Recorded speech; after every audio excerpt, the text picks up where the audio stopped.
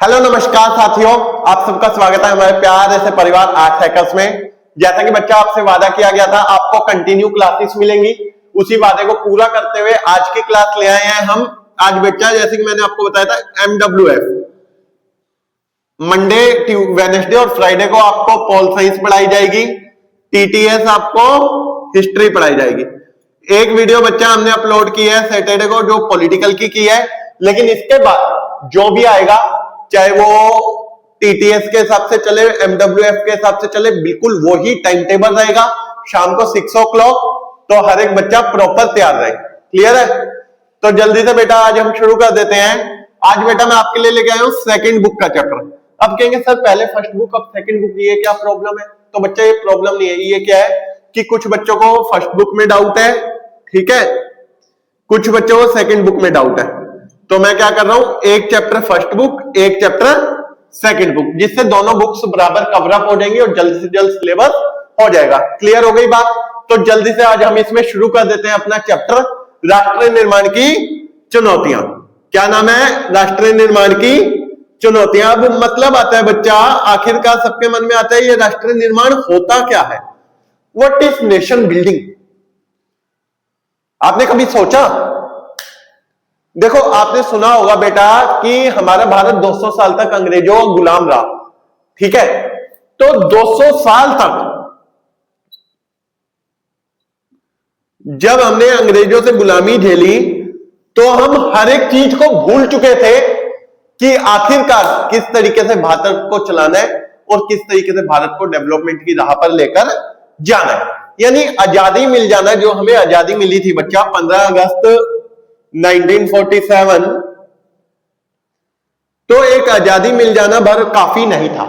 उसके बाद भी कई सारी चुनौतियां थी भारत के सामने, जिन चुनौतियों को पार करके भारत को अपने राष्ट्र का निर्माण करना था, अपने देश का निर्माण करना था। तो आखिरकार वो चुनौतियां कौन सी थी और क्या क्या भारत के विभाजन के दौरान हुआ, और उसके पूरी बात की राजनीति हम इसी बुक में पढ़ेंगे। क्लियर है? तो सबसे पहले बच्चा हम 15 अगस्त 1947 से स्टार्ट करते हैं। तो जो 14-15 अगस्त मिडनाइट, 15 अगस्त मिडनाइट, ठीक है।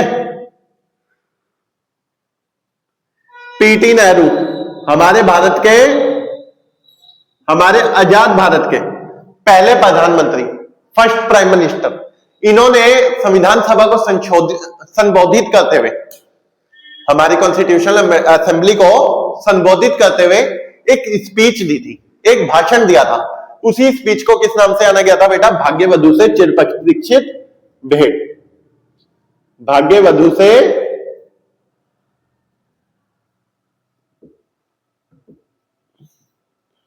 चिर प्रतीक्षित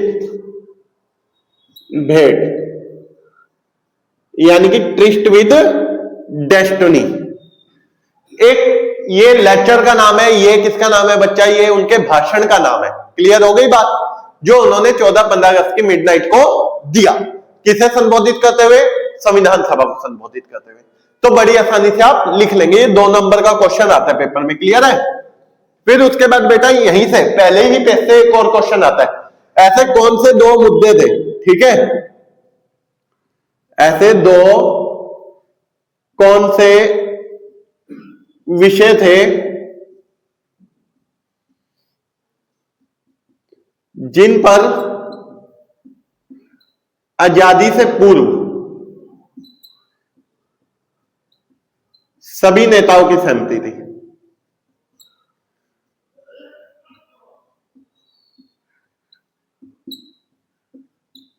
यानी ऐसे कौन से टॉपिक्स थे जिन पर बिफोर इंडिपेंडेंस सभी लीडर्स क्या थे बेटा? सहमत थे, जी ये चीज हम अपने देश में करेंगे ही करेंगे। क्लियर हो गई बात? तो बेटा 2 मुद्दे थे उस टाइम पे। एक तो लोकतंत्र पर सबकी सहमति थी, जी हम लोकतंत्र की स्थापना करेंगे, ठीक है। और दूसरी सहमति बन रही थी बेटा किस पर? दूसरी सहमति बन रही थी सामाजिक विकास पर। यानी कि सभी नेता एक चीज को लेकर सहमत थे कि जब हमारा भारत आजाद होगा तो हम किसी एक तबके नहीं बल्कि पूर्ण भारत के एक एक सदस्य का विकास करेंगे और एक एक सदस्य के विकास पर ध्यान देंगे। इस पर भी सभी भारतीय नेता सहमत थे। क्लियर हो गई बात। 1-2 नंबर का क्वेश्चन ये ट्रिस्ट विद डेस्टिनी या भाग्यवधु से चिरप्रतीक्षित भेंट, और 1-2 नंबर का क्वेश्चन यहाँ पे, ऐसे 2 टॉपिक्स जिस पर सभी लीडर्स सहमत थे। क्लियर है। तो ये 2 क्वेश्चन यहां से बनते हैं। फिर उसके बाद बच्चा, आप जानते हो कि 15 अगस्त 1947 को भारत आजाद तो हो गया था, लेकिन भारत के आजाद होते ही 3 सबसे बड़े चैलेंजेस भारत के सामने खड़े हुए थे। ठीक है, यानी कि 3 बड़ी चुनौतियां। यहां से अगर मैं आऊं, 3 बड़ी चुनौतियां। पेपर में हर बार क्वेश्चन फंसता है लगभग कि राष्ट्र निर्माण की 3 बड़ी चुनौतियां कौन सी थी। 3 major challenges of nation building. ठीक है, कई बार आया वो क्वेश्चन है, तो आप अच्छे से रटेंगे इस आंसर को। तो 3 मेजर चैलेंजेस कौन कौन से थे बच्चा? तो पहला तो था भारत को एकता के सूत्र में बांधना। भारत को एकता के सूत्र में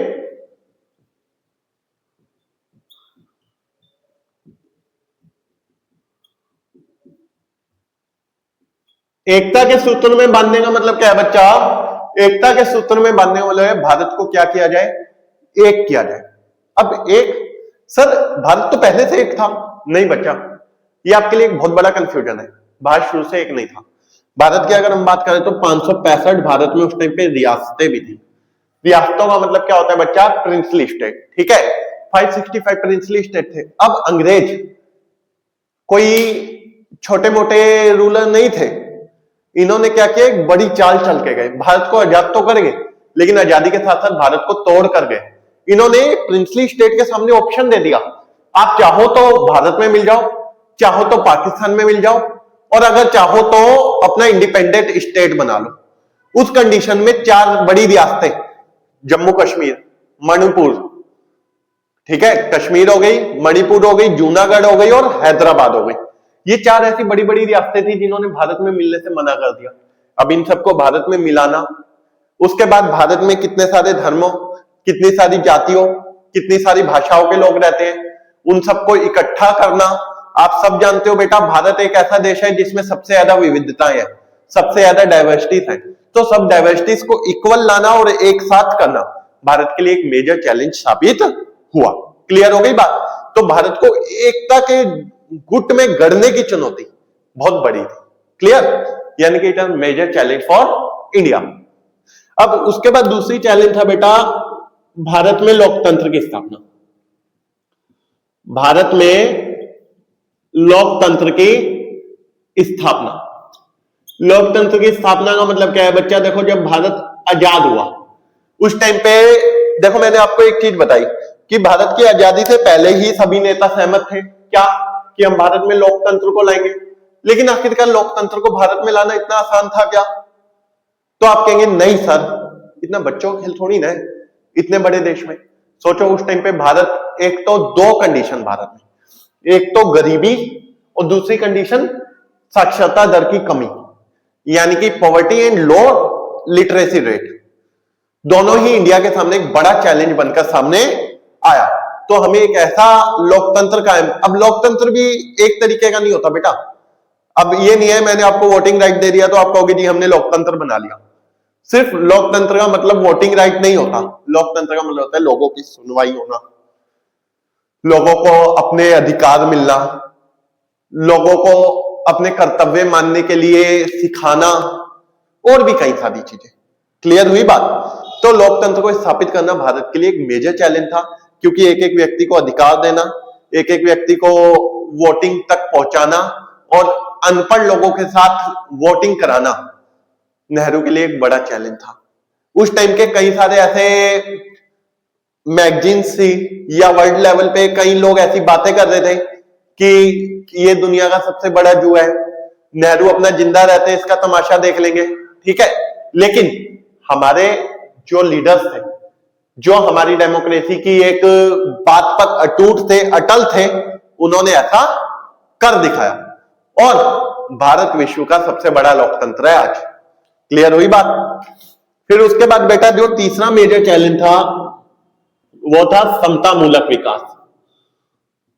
समता मूलक विकास। समता मूलक विकास का मतलब क्या है बेटा? समानता के आधार पर विकास करना। अब सर समानता के आधार पर विकास का मतलब क्या है? तो आप कहेंगे बच्चा समता मूलक विकास या समानता के आधार पर विकास का मतलब है, देखो जब हमारा भारत आजाद हुआ ना तो भारत गरीबी के मकड़ जाल में था। भारत में सिचुएशन ऐसी हो चुकी थी कि आधे लोग तो काफी अमीर थे और आधे लोग काफी गरीब थे। आधे मैंने बहुत मतलब बड़ा एक मेजर बात बोल दिया है, 90% लोग गरीब थे, 10% लोग अमीर थे, ऐसा मान लो आप। और भारत की स्थिति बहुत खराब थी। जो जमीनें थी बड़ी बड़ी जमीनों पर केवल और केवल लैंडलॉर्ड्स यानी कि जमींदारों का अधिकार था। अब ऐसी कंडीशन में भारत के सामने एक चैलेंज बना हुआ था, क्या कि किस तरीके से इस जाल को खत्म किया जाए। अब भारत चाहता अपना डेवलपमेंट करना, तो भारत अमीरों के हाथ में देश को देता और डेवलपमेंट की राह पर पहुंच जाता। लेकिन भारत के सामने चुनौती क्या थी? भारत के सामने चुनौती सबसे बड़ी यही थी बेटा कि भारत अपना विकास करते टाइम एक चीज को ध्यान रखे, क्या भारत अपना विकास करते टाइम एक चीज इस पॉइंट को ध्यान रखे कि भारत को किस तरीके से आगे बढ़ना है। क्लियर हुई बात? तो यहां का बेटा हो सकता है आपको दिखाई ना दे रहा हूं, मैं इसे थोड़ा सा ऊपर लिख दे रहा हूं, ठीक है? इस वाली लाइन को मैं थोड़ा ऊपर लिख दे रहा हूं, ठीक है? यहां लिख देता हूं, चलो, समता मूलक विकास, ठीक है? समता मूलक विकास, ठीक है? तो हर एक बच्चे को उम्मीद करता हूं ये 3 चुनौतियां समझ आई होंगी कि किस तरीके से ये चुनौतियां थी और किस तरीके से भारत ने इन्हें टैकल किया। अब देखो भारत अगर समता मूलक विकास की जगह पूंजीवाद को अपना लेता तो भारत क्या करता? पूंजीवाद को अपनाकर अपना ऐसा डेवलपमेंट कर सकता था कि आज भारत वर्ल्ड की बड़ी इकोनॉमी बन जाता, है ना? लेकिन भारत ने सोचा नहीं यार, इससे तो हमारे गरीब इंसान और गरीब होते रहेंगे और शोषण बढ़ता जाएगा। अब एक ऑप्शन था, भारत क्या करता जी? समाजवाद को अपना लेता, सोशलिज्म को अपना लेता। लेकिन भारत ने सोचा यार सोशलिज्म को अगर हम अपना लेंगे, अगर हम समाजवाद को अपना लेंगे तो समाजवाद को अपना लेना भी हमारे लिए एक बड़ा बुरा साबित होगा, क्योंकि ये लोकतंत्र पे धब्बा बनकर उभरेगा। क्योंकि लोकतंत्र का मतलब क्या होता है? जो व्यक्ति जैसा चाहे उसे वो मिले। लेकिन अगर समाजवाद का मतलब क्या है? सारी चीजें सरकार से कंट्रोल्ड होंगी, तो ये हमारे लोकतंत्र की राह में मुश्किल साबित होती। इस वजह से इस डेवलपमेंट को करने के लिए हमें बड़े बड़े चैलेंजेस का सामना करना पड़ा था। उम्मीद है आपको तीनों चैलेंजेस क्लियर हुए होंगे। अब मैं अगले टॉपिक पे आता हूं अपने।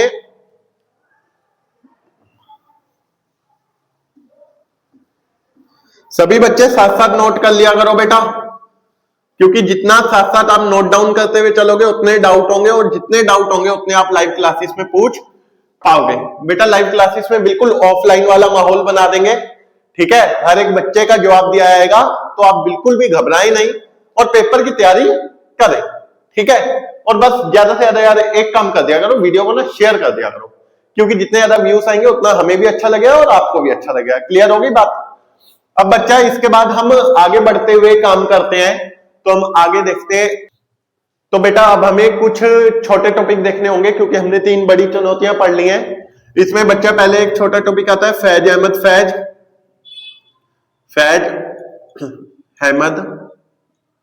फैज। फिर एक टॉपिक आता है बेटा अमृता प्रीतम, ठीक है? अब देखो इनमें से क्या क्वेश्चन पूछे जाते हैं, आपसे एक एक नंबर में पूछ सकता है, ठीक है? अब फैज अहमद बेसिकली एक पाकिस्तान के सियालकोट में जन्मे हुए इंसान थे, ठीक है? ये भारत के विभाजन के विरुद्ध थे और इनकी कभी भी पाकिस्तान सरकार के साथ नहीं बनी, इसलिए इन्हें अपना लंबा समय कारावास मतलब कि जेल में गुजारना पड़ा। क्लियर है? अब इनकी पूछता है बेटा, इनके ना आपसे पूछेगा साहित्य। क्या पूछेगा? साहित्य।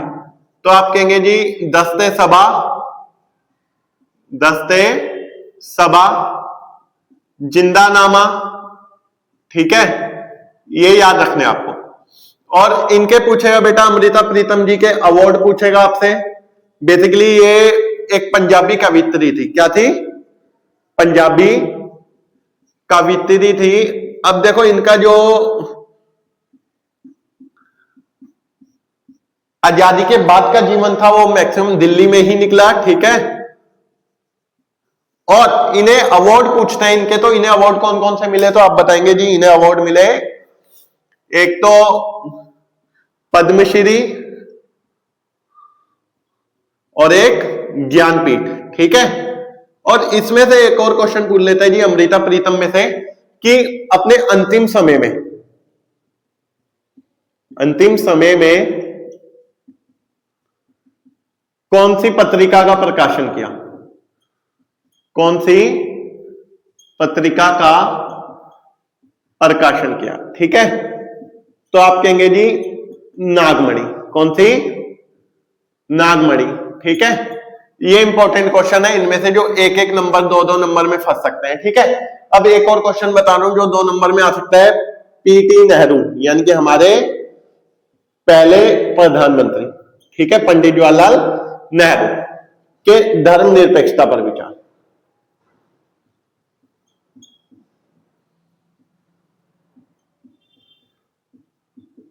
तो आप याद रखेंगे बेटा, पीटी नेहरू क्या बोलते हैं? पीटी नेहरू बोलते हैं, पंडित जवाहरलाल नेहरू बोलते हैं अब विभाजन हो चुका है। विभाजन होने के बाद हमारे यहाँ पे इतने लोग माइनॉरिटी है कि चाहकर भी हम उन्हें देश से बाहर नहीं कर सकते। क्लियर हुई बात? तो हमें उन माइनॉरिटी के साथ अच्छा व्यवहार करना है, हमें फर्क नहीं पड़ना चाहिए पाकिस्तान में माइनॉरिटी के साथ क्या हो रहा है या क्या नहीं हो रहा। हमें अपनी माइनॉरिटी के साथ सहानुभूति भरा व्यवहार करना चाहिए और उन्हें अपने देश में पूरे अधिकार देने चाहिए और खुश रखना चाहिए। ये किसके विचार थे बेटा? पीटी नेहरू के। क्लियर हो गई बात? ये धर्मनिरपेक्षता पर पीटी नेहरू के विचार थे। अब बेटा अब अगला टॉपिक आपको बताऊं जो 4 नंबर का मेन आता है पेपर में। ठीक है,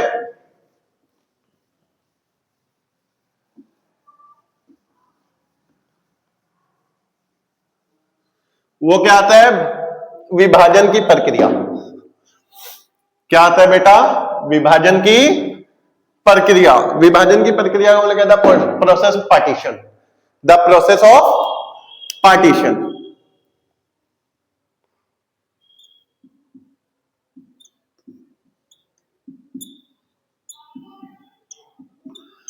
विभाजन की प्रक्रिया, द प्रोसेस ऑफ पार्टीशन।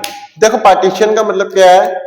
तो देखो 1947, 15 अगस्त 1947। ठीक है, तो आप एक चीज को याद रखेंगे बेटा, 15 अगस्त 1947 ये वो डेट थी जिस दिन भारत आजाद तो हुआ था, लेकिन आजादी के साथ भारत को एक और दुख झेलना पड़ा था, जो था भारत का विभाजन। क्या था? विभाजन। विभाजन का मतलब क्या होता है बच्चा? पार्टीशन। ठीक है, भारत का पार्टीशन विश्व में पहली बार धर्म के आधार पर था। ठीक है, धर्म के आधार पर हुआ था। डिसाइड हुआ था बेटा क्या कि भारत में 2 धर्म के लोग ज्यादा थे, है ना? एक थे हिंदू और दूसरे थे मुसलमान। हिंदू एंड मुसलमान, है ना? भारत में ज्यादा थे, तो डिसाइड हुआ था कि ये जो पाकिस्तान बनेगा और भारत बनेगा वो हिंदू और मुसलमान के आधार पर बनेगा। यानी कि जहां पे हिंदू मेजॉरिटी होगी, ठीक है, जहां पे हिंदू मेजॉरिटी होगी उसे कहा जाएगा जी भारत। क्या कहा जाएगा? भारत। और जहां पे मुस्लिम मेजॉरिटी होगी जी उसे कहा जाएगा पाकिस्तान। क्या कहा जाएगा? पाकिस्तान। अब जब भारत का, और इसी से पहले बेटा एक आता है 2 नेशन थ्योरी, यानी कि द्विराष्ट्र सिद्धांत।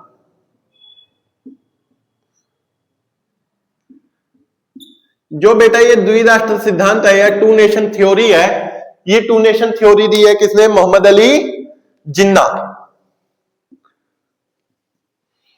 मोहम्मद अली जिन्ना। मोहम्मद अली जिन्ना कहते थे क्या कि भारत किसी एक नहीं बल्कि 2 कौमों का देश है, हिंदू और मुसलमान। यानी India is not a 1 com nation, it is a 2 com nation, Hindus and Muslims. Clear हुई बात? तो उन्होंने जब ये चीज बोली बेटा, और उन्होंने कहा जी अब इसी आधार पर हमें अपना एक देश चाहिए जिसे क्या कहा जाएगा? पाकिस्तान कहा जाएगा। ठीक है, तो अब ये डिसाइड हो गया चलो धर्म के आधार पर बंटवारा होगा। क्लियर हुई बात? तो धर्म के आधार पर बंटवारा तो तय हो गया, लेकिन धर्म के आधार पर बंटवारा तय होने के बाद भी अभी एक समस्या बड़ी खड़ी हुई थी। क्या? जब हम इंडिया के नक्शे को देखेंगे तो बेटा 2 हिस्से दिखाई देते हैं हमें। एक दिखता है पंजाब और एक दिखता है बेटा बंगाल। ठीक है, तो जब हम पंजाब और बंगाल के हिस्सों पर नजर डालें तो हम देखेंगे क्या बच्चे, जब हम पंजाब और बंगाल के हिस्सों पर नजर डाल रहे हैं तो 2 हिस्से हमें ऐसे मिले थे, एक तो पंजाब साइड था, एक बंगाल साइड था। जहां पे मुसलमान मेजोरिटी में थे। ठीक है, अब ये चीज जब हमें दिखी तो यार इन दोनों को इकट्ठा कर पाना इम्पॉसिबल था, क्योंकि उस टाइम पे इतना ज्यादा नॉन वायलेंस चल रहा था, इतना ज्यादा अहिंसा चल रही थी, सॉरी इतनी ज्यादा हिंसा चल रही थी कि अगर हम दोनों को एक करने की कोशिश करते हैं, ठीक है, तो ना जाने कितने लोगों का और नुकसान हो जाता है। ठीक है, कितने लोगों को अपनी जान से हाथ धोना पड़ा। इसलिए हमने क्या किया, ऐसा कोई स्टेप नहीं लिया। हमने क्या कहा जी पाकिस्तान एक नहीं बल्कि दो बनेंगे। अब चलो ये भी डिसाइड हो गया, पाकिस्तान एक नहीं बल्कि दो बनेंगे। एक को कहा गया जी ईस्ट पाकिस्तान, दूसरे को कहा गया जी वेस्ट पाकिस्तान। ठीक है, लेकिन अभी सिर्फ चुनौती इतनी भर नहीं थी। अब ईस्ट पाकिस्तान और वेस्ट पाकिस्तान बनने के बाद भी पाकिस्तान में कई सारे लोग थे। ऐसा नहीं था कि जितने भी मुसलमान थे वो सारे पाकिस्तान में जाना चाहते हो। कई सारे मुसलमान थे जो इंडिया में ही रहना चाहते थे। वो द्विराष्ट्र सिद्धांत यानी कि टू नेशन थ्योरी के बिल्कुल खिलाफ थे। उनका मानना था जी नहीं, भारत ही हमारी माता है, भारत ही हमारी जन्मभूमि है, भारत ही सब कुछ है, इसलिए भारत को अखंड रहना चाहिए। क्लियर हुई बात। तो अब यहां से एक नाम आता है बेटा क्या, खान अब्दुल गफ्फार खान। खान अब्दुल गफ्फार खान। ठीक है, तो खान अब्दुल गफ्फार खान को बेटा क्या कहा जाता है, सीमांत गांधी के नाम से भी जाना जाता है। सीमांत गांधी का मतलब क्या है जी, सीमांत गांधी का मतलब है यहां पे फ्रंटियर गांधी, यानी कि ये गांधी जी से काफी प्रेरित थे, इस वजह से इन्हें सीमांत गांधी कहा गया है। अब और हम आगे बढ़ते हुए देखें बच्चा, तो हम देखेंगे क्या कि ऐसे कई हिस्से थे जिन्हें चलो पाकिस्तान में जबरदस्ती भी मिला लिया गया।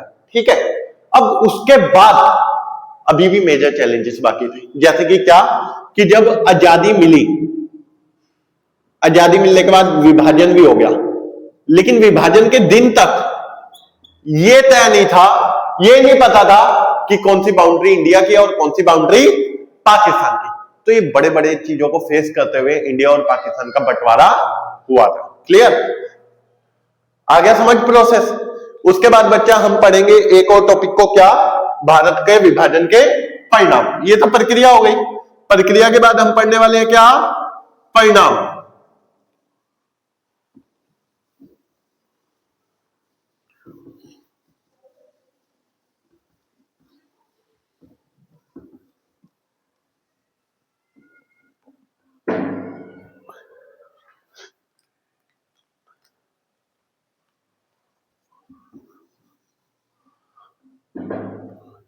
तो देखेंगे बेटा सब,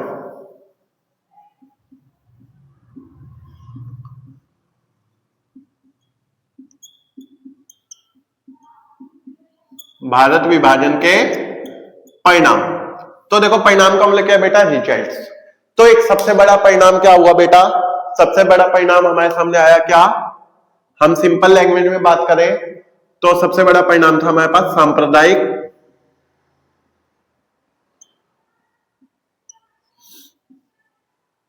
सांप्रदायिकता का उदय। सांप्रदायिकता का उदय का मतलब क्या होता है, सांप्रदायिकता का मतलब क्या होता है, अपने धर्म को ऊंचा दिखाना। ठीक है, तो दोनों ही अपने अपने संप्रदाय के आधार पर लड़ रहे थे, हिंदू भी और मुसलमान भी।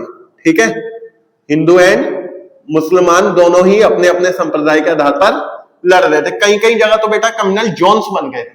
ठीक है, सांप्रदायिक आंकड़े बन गए थे। क्या बन गए थे, सांप्रदायिक आंकड़े। एक नॉर्मल वर्ड यहां पे लिख देता हूं मैं, है ना, आपके लिए, ताकि आप पेपर में यूज कर सको। सांप्रदायिक आंकड़े।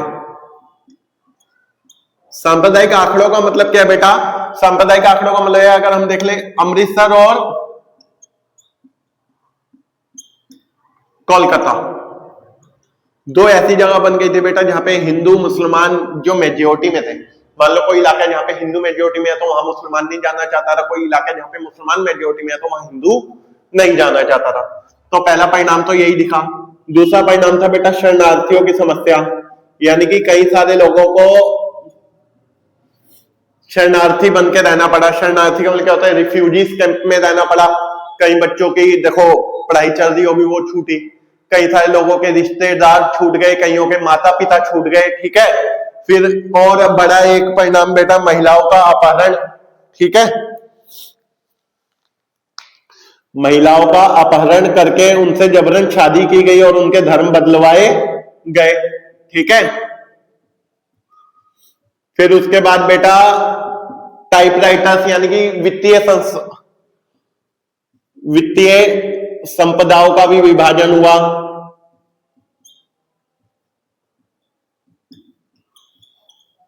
फिर उसके साथ साथ बेटा प्रशासनिक तंत्र का भी विभाजन हुआ। प्रशासनिक तंत्र का मतलब क्या होता है, कितने आईएएस आईपीएस इधर जाएंगे, कितने पुलिस वाले उधर जाएंगे, इधर आएंगे, है ना, सारी चीजों का विभाजन हुआ, ठीक है। कई लेखकों ने विभाजन को दिल के दो टुकड़े हो जाना कहा, दिल के दो टुकड़े हो जाना, ऐसी ऐसी टिप्पणियां सामने आने लगी। तो कहीं ना कहीं ये भारत का विभाजन काफी खतरनाक साबित हुआ, ठीक है। कई लोगों को अब विस्थापन का शिकार होना पड़ा, ठीक है। विस्थापन का मतलब समझते हो ना, अपना घर बार छोड़ के कुछ मिनटों के अंदर भागना पड़ा। कई लोगों को अपनी जान गंवानी पड़ी, है ना, जान भी गंवानी पड़ी। जान गंवानी पड़ी का मतलब जानते हो ना, जान और माल दोनों का नुकसान देखने को मिल रहा था। क्लियर हो गया ये भी टॉपिक। तो बेटा अब हमारा अगला टॉपिक रहने वाला है क्या, रजवाड़ों का विलय। अब क्वेश्चन आता है बेटा आपके सामने, मन में क्वेश्चन आ रहा होगा, सर ये रजवाड़े क्या है। इंग्लिश में बोले तो बच्चे इन्हें प्रिंसली स्टेट बोलते हैं। क्या बोलते हैं, प्रिंसली स्टेट, ठीक है। अब क्वेश्चन आता है मन में, सर ये रजवाड़ा क्या होता है, प्रिंसली स्टेट क्या होता है। तो बेटा घबराना नहीं है, बिल्कुल आराम से समझना है क्या कि रजवाड़े का मतलब क्या होता है बेटा। जैसे देखो जब भारत आजाद हुआ था ना, जब भारत को गुलाम बनाया था अंग्रेजों ने, तो जब अंग्रेजों ने भारत को गुलाम बनाया तो दो तरीके से बनाया। देखो कुछ जब अंग्रेज आए थे, अंग्रेजों के आने से पहले भारत का क्या सिस्टम था बेटा, भारत का सिस्टम था हर एक जगह राजा हुआ करते थे।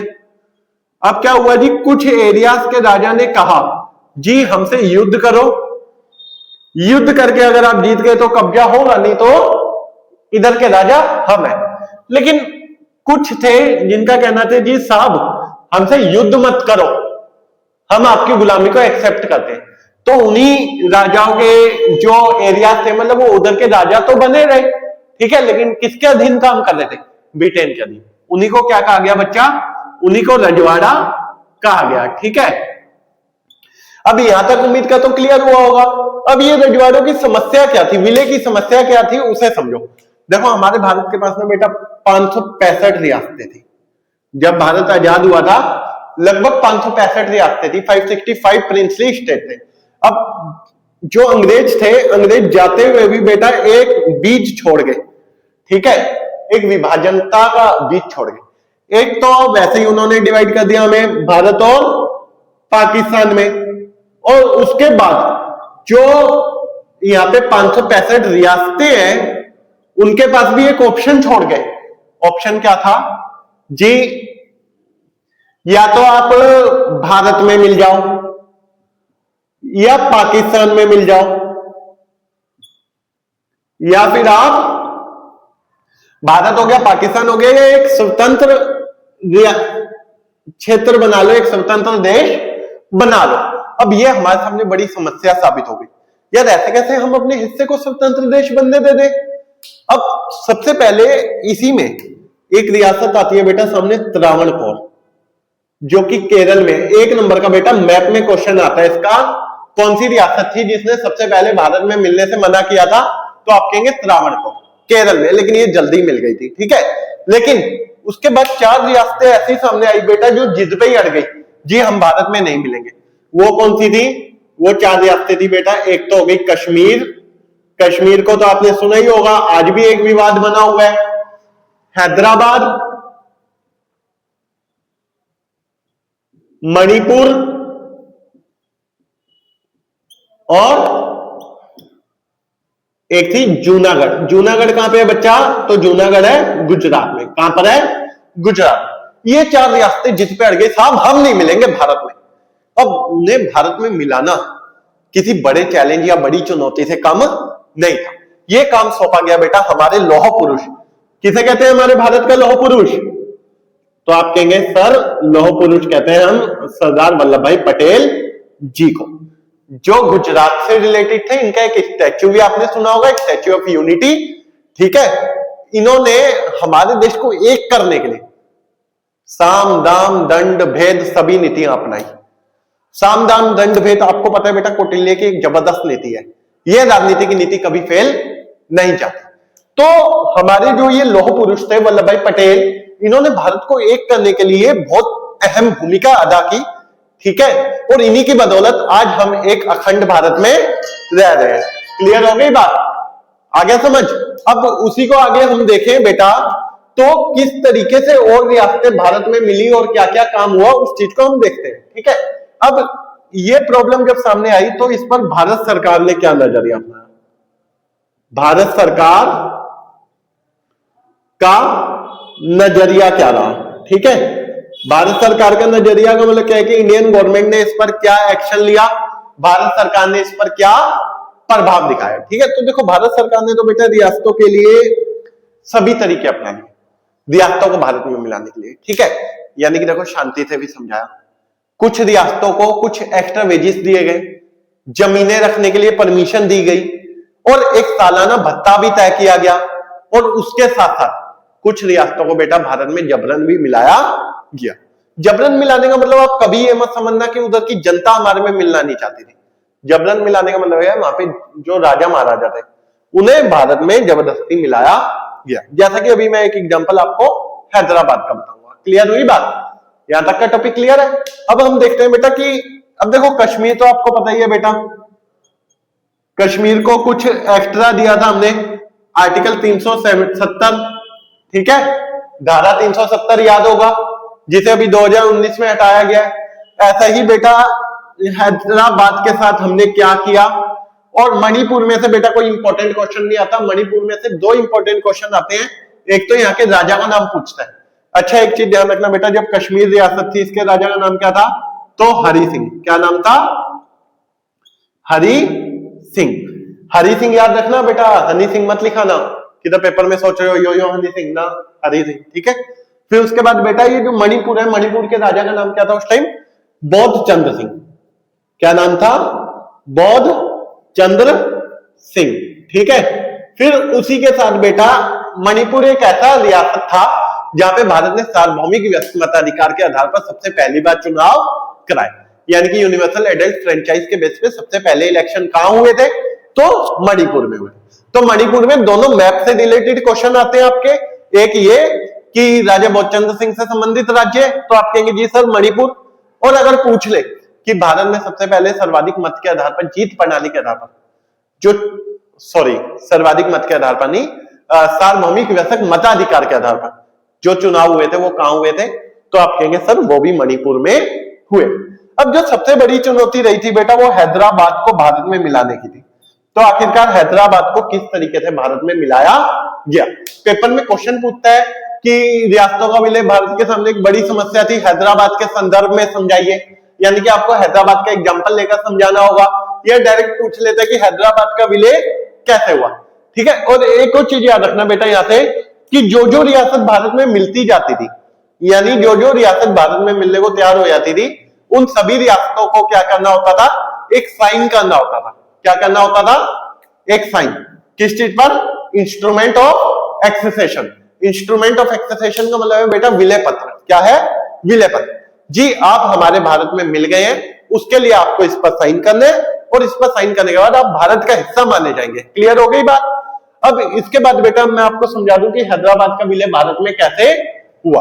तो यहां ध्यान देंगे सारे बच्चे, और बच्चे इन्हें कॉपी में नोट डाउन करते जाना आराम से, ठीक है, क्योंकि वेरी मोस्ट इंपॉर्टेंट टॉपिक्स चल रहे हैं। और जैसा कि मैंने आपको बताया कि मैं एक एक करके हर एक चैप्टर की वीडियो लाने वाला हूं, तो जल्दी से बेटा वीडियो को शेयर कर दे अपने दोस्तों तक, ठीक है। और चैनल को सब्सक्राइब करना ना भूलें। तो देखो बेटा हैदराबाद का भारत में विलय, हैदराबाद का भारत में विलय, किस प्रकार हुआ, ठीक है। तो देखो बेटा, याद रखेंगे आप क्या, कि जो हैदराबाद की एक बहुत बड़ी रियासत हुआ करती थी, ठीक है, एक बड़ी रियासत थी, ठीक है। अब ये बड़ी रियासत तो थी, उसके साथ साथ बेटा एक और चीज ध्यान रखना, ये ना चारों ओर से भारतीय जमीन से घिरी हुई थी, चारों ओर भारतीय भूमि, ठीक है। और जो इसका शासक था बेटा, उसे निजाम के नाम से जाना जाता था। किस नाम से? निजाम। अब जो निजाम था ना बेटा, ये दुनिया के अमीरों में काउंट होता था, बहुत पैसा, अंधी दौलत, ठीक है। तो उस चीज का घमंड तो रहेगा। ये चाहता था जी भारत से अलग होकर, भारत से अलग होकर स्वतंत्र राष्ट्र चाहता था। क्या चाहता था? स्वतंत्र राष्ट्र। इसका कहना था जी हम भारत से अलग होकर एक अलग अपना राष्ट्र बनाएंगे, अपना देश बनाएंगे, ठीक है। अब देखो, हम ना किसी को बहुत जबरदस्ती काम करने वाले नहीं थे। अगर अचानक से मिला लेते तो वहां की जनता थोड़ा हमसे गुस्सा हो जाती, ठीक है। तो हमने क्या किया जी, एक साइन हुए यथास्थिति। यथास्थिति का मतलब क्या था? जैसी सिचुएशन चल रही है वैसी सिचुएशन आने वाले 1 साल तक बनी रहे। 1 साल के लिए क्या हुआ बेटा? स्टैंड स्टिल एग्रीमेंट हुआ। क्या हुआ? स्टैंड स्टिल एग्रीमेंट, यानी कि यथास्थिति पर साइन हुए। कितने साल तक? 1 साल तक। यानी कि अब ये तय हो गया, आने वाले 1 साल तक आप वहां के राजा बने रहेंगे और भारतीय सरकार उसमें कोई इंटरफेयर नहीं करेगी। लेकिन निजाम इतना सीधा आदमी नहीं था जितना आप सोच सकते हैं, ठीक है। अब निजाम ने क्या हुआ यहां से, अब जो हैदराबाद थी, हैदराबाद की जो कांग्रेस थी, ठीक है। अब एक तो निजाम एक ऐसा राजा था जो अपनी जनता पर काफी जुल्म किया करता था। तो हैदराबादी कांग्रेस के नेतृत्व में वहां की जनता ने क्या किया बेटा? जनता ने निजाम के खिलाफ आंदोलन किया। निजाम के खिलाफ क्या किया? आंदोलन किया। अब जैसे ही हैदराबाद कांग्रेस के नेतृत्व में निजाम के खिलाफ आंदोलन हुआ, निजाम भड़क गया। अरे अरे हमरे खिलाफ आंदोलन करोगे आवाज, ठीक है। तो उससे क्या हुआ भाई, जैसे ही निजाम इस चीज में भड़का तो निजाम ने भेज दिया अपना अर्धसैनिक बल। क्या भेज दिया? अर्धसैनिक बल। अर्धसैनिक बल बेटा, इसे इंग्लिश में कहते हैं पैरामिलिट्री फोर्स। क्या कहते हैं? Paramilitary force. और जो ये अर्धसैनिक बल भेजा, इसी को एक वर्ड कहा जाता है रजाकार। अब ये जो रजाकार थे, इन्होंने बेटा जितने भी नॉन मुस्लिम्स थे उन पर कब्जा करना शुरू किया, अटैक करना शुरू किया। महिलाओं के साथ बलात्कार करने शुरू कर दिए, लूटपाट करनी शुरू कर दी, लोगों को घरों से उजाड़ना शुरू कर दिया। तो जनता कहीं ना कहीं बहुत परेशान हो गई। अब इस चीज का फायदा किसे मिलने वाला था? इस चीज का फायदा मिलने वाला था हमारी भारतीय सरकार को। तो भारतीय सरकार ने इस स्थिति का फायदा उठाते हुए भेजी अपनी सेना और निजाम को पकड़ के 2-4 दिए। निजाम ने आत्मसमर्पण कर दिया। क्लियर हो गई बात? ये था बेटा हमारा हैदराबाद का भारत में विलय। तो अच्छे से समझ लेना, मैंने आपको पहले भी बताया बेटा, अगर किसी बच्चे को डिफिकल्टी लगती है तो वो बच्चा मुझसे इस नंबर पर कांटेक्ट कर सकता है, ठीक है। अगर किसी भी बच्चे को कोई डिफिकल्टी लगती है तो ये हमारा व्हाट्सएप नंबर है, ठीक है। आप इस नंबर पे अपना डाउट भेजें, आपको उसका सॉल्यूशन मिल जाएगा। क्लियर है बच्चा? फिर उसके बाद बेटा इस तरीके से हमने इस समस्या को तो सुलझा लिया, लेकिन अभी एक और चैलेंज हमारे सामने बाकी था। अब सर कितने चैलेंजेस आएंगे? बच्चे ये लास्ट चैलेंज है, ठीक है। तो आप टेंशन मत लो, जल्दी से चैनल को बस सब्सक्राइब कर लो, इतना सोचा मत करो, ठीक है। तो क्या था बेटा? भाषा के आधार पे, भाषाई आधार पे राज्यों का पुनर्गठन, राज्यों का पुनर्गठन। अब भाषाई आधार पे राज्यों का पुनर्गठन का मतलब क्या होता है बेटा? रिकंस्ट्रक्ट करना, रीबिल्ड करना। किसके आधार पे? भाषा। अब भाषा के आधार पे देखो बच्चा, जो 1920 में ही ना कांग्रेस क्या कर चुकी थी? कांग्रेस हमसे वादा कर चुकी थी। 1920 में ही कांग्रेस हमसे वादा कर चुकी थी। किस चीज का जी? जब कांग्रेस का ये नागपुर अधिवेशन हुआ था ना, कौन सा अधिवेशन? याद रखना, नागपुर अधिवेशन। ठीक है, तो इसमें कांग्रेस ने हमसे वादा कर दिया था, कांग्रेस ने वादा किया था हम आपको भाषा के आधार पर राज्य देंगे।